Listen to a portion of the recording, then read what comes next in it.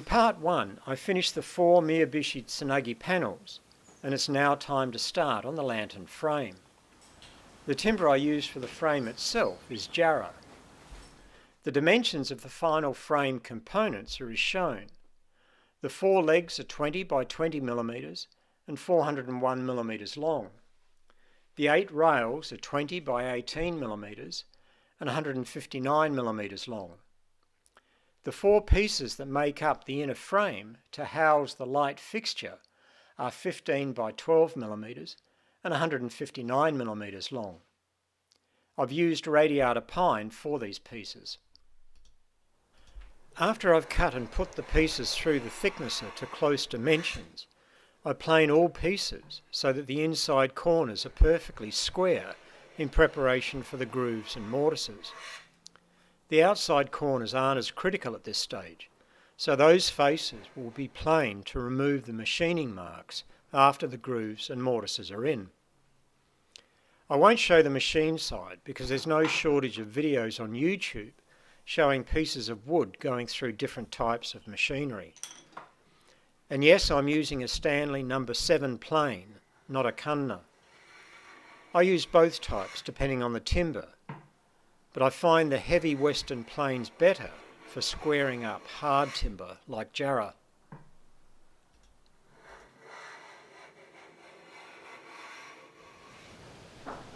After I've squared up all the inner corners, I cut the mortises, tenons and the grooves in the different pieces. I use a mortising jig on the router table for the mortises, the router table to cut the grooves, and my new sled on the table saw for cutting the tenons. I still haven't decided whether I prefer to use the sled for the tenons or cut them by hand. The grooves for the rails are 10 millimetres wide. They're cut to a depth of 7 millimetres in the upper rail and 3 millimetres in the lower rail. The Kumiko panels will therefore be inserted just like a Shoji door or window. The grooves on the legs are cut to a depth of 3 millimetres with exactly the same setting, but the grooves are extended inward so they essentially form a rebate. This makes room for the panels to fit. The mortises and tenons are fairly straightforward and are shown in the diagram on the right. Here you can see the 7 millimetre deep groove in the top rail and the 3 millimetre groove in the bottom rail. You can also see the 45-degree angle on the ends of the tenons. The top is supported by 2 pieces glued flush with the bottom on opposing top rails. These pieces are 8 millimetres, so they sit 12 millimetres below the top of the top rail. The rebate in the top will therefore be 12 millimetres, but I'll cover that later. Here you can see the legs with the grooves or rebates and their mortises. These are the 4 pieces that will house the light fixture. They're standard half-lap joints. This is how one of the sides will fit together.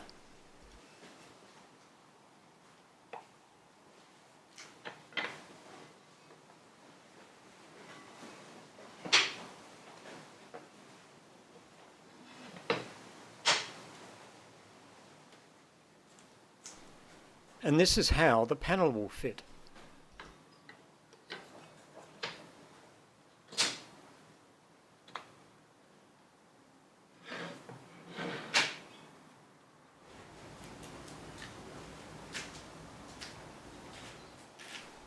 The next step is to give all the sharp edges a slight chamfer.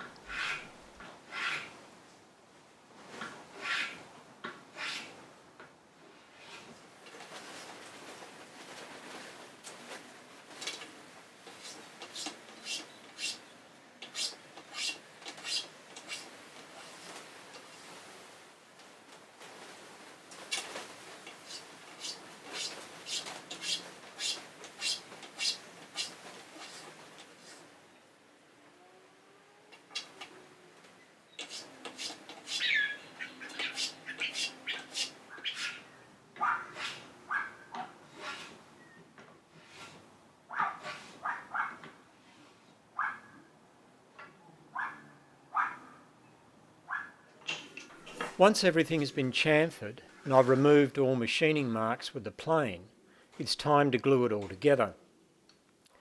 In all of the other andon lanterns I've made, I've used epoxy and glued everything together in the one go. But for this one I decided to use normal glue and attack the glue up in 2 stages. After trying both ways, I think I prefer the epoxy route, and we'll go back to that with future lanterns.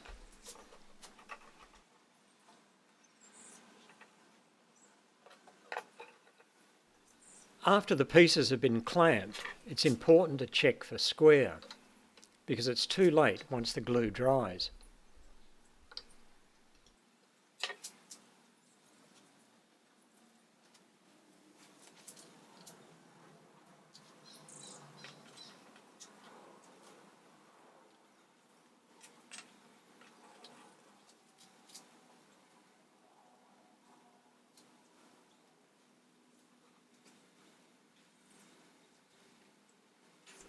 Here I don't worry about any more glue for the pieces that will house the light fixture, because they're not going anywhere.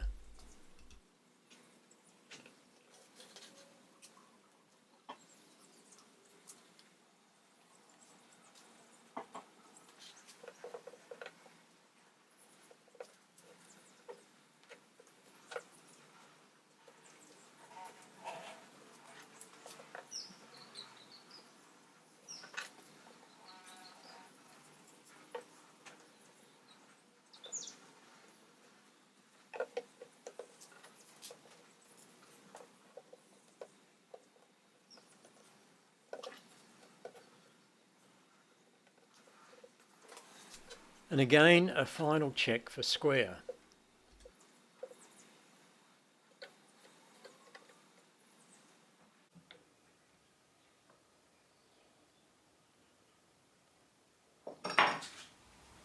The top pattern is a standard square asano ha, and I'll put links to videos on how to make that below.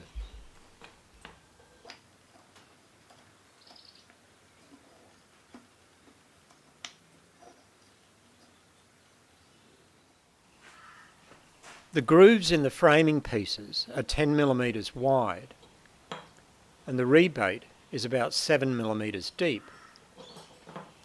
and cut 12mm down from the top, so that the top of the frame sits flush with the top of the top rail. This is the top piece glued together and cleaned up. And this is the underside. And here you can see the rebate. The miters have been joined with splines.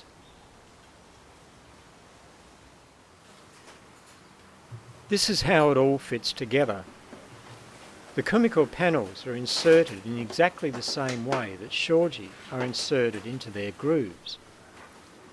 I haven't applied any finish to the top piece as yet.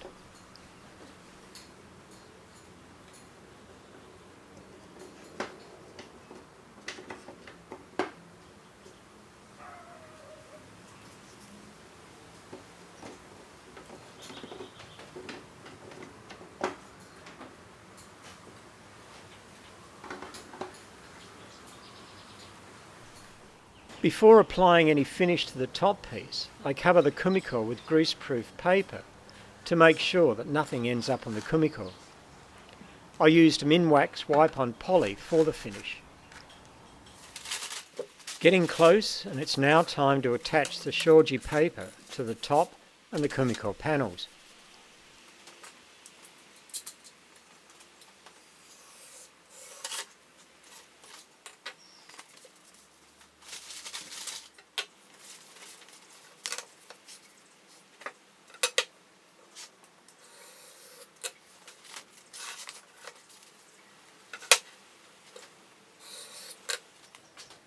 Shoji glue is a starch glue, and I reduce it to the consistency of cream by mixing with water.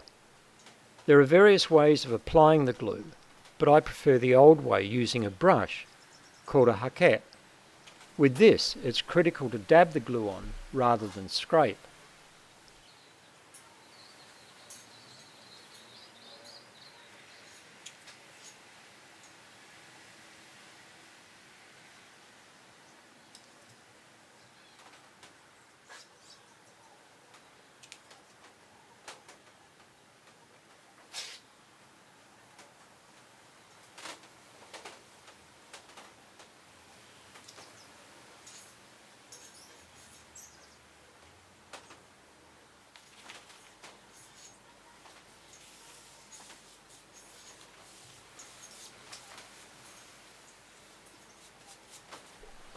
When cutting the paper, especially the parts that are damp with glue, it's important to use a sharp knife and to cut at a very low angle. If the angle is too high, the knife will tend to tear rather than cut the paper.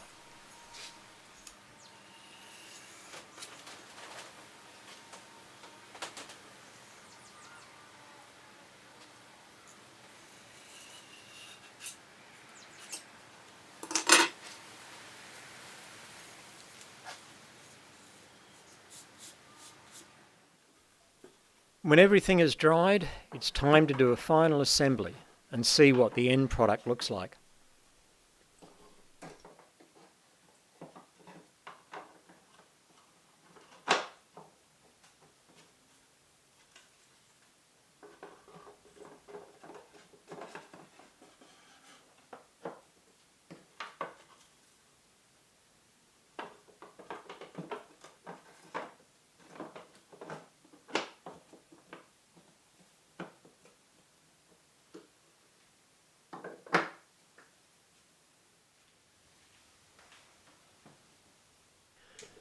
The mie-bishi tsunagi is one of those wonderful patterns in which the visual focus seems to change as the viewing angle changes.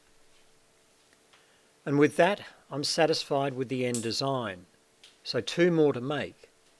And for these, I'll use hewn pine for the Kumiko.